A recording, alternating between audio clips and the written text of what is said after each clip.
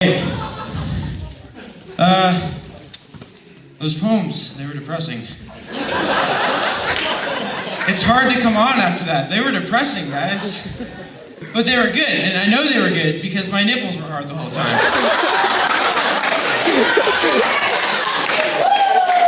And it's not like I got some sort of enjoyment out of it. It was just because I was shivering. And I was cold, and that's really what happens. But that's not the focus of what I'm going to talk about today. Everybody's cocky. Everybody thinks they're the best. That's self-evident.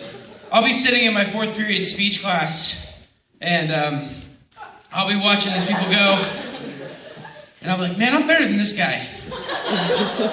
I could give this speech 3 times as well as he could. He wrote the speech, but I could still give it better than he could.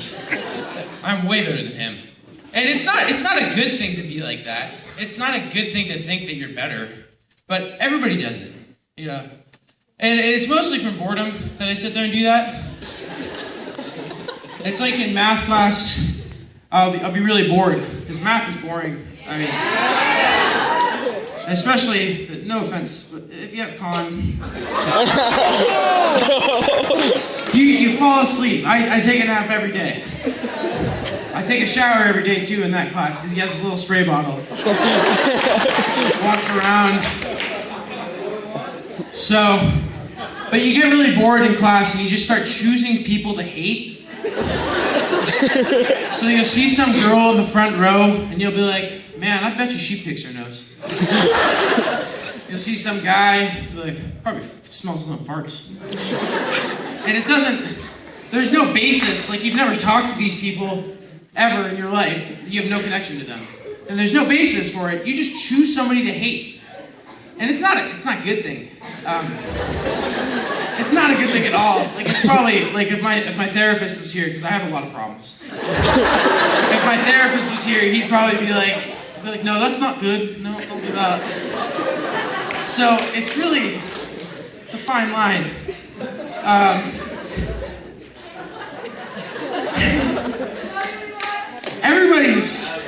Everybody's hateful too.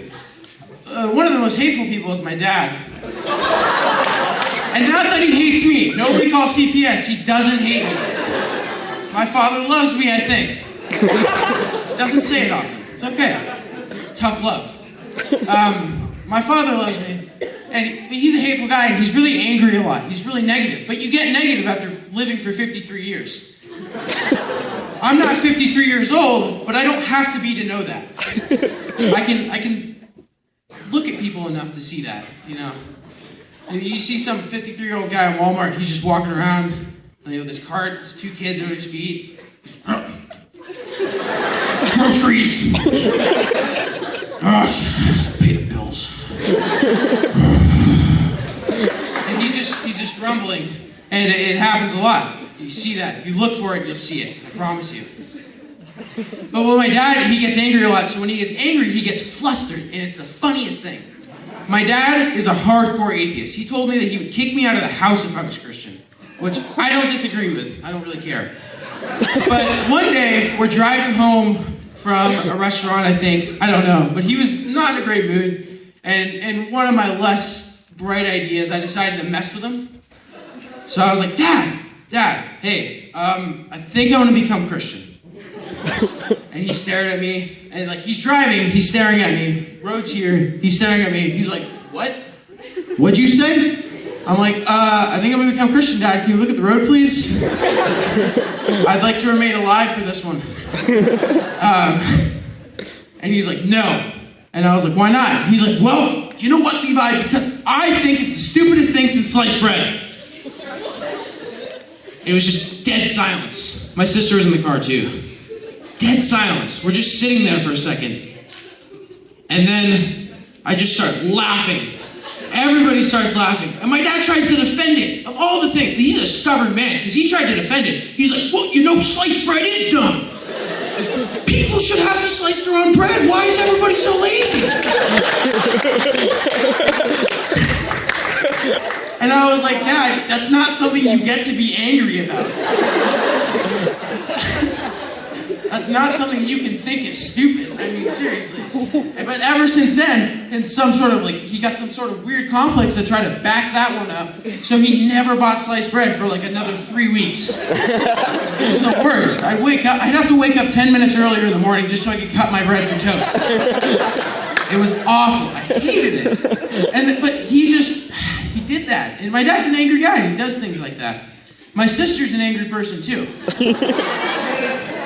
The apple doesn't fall far from the tree. The shit tree.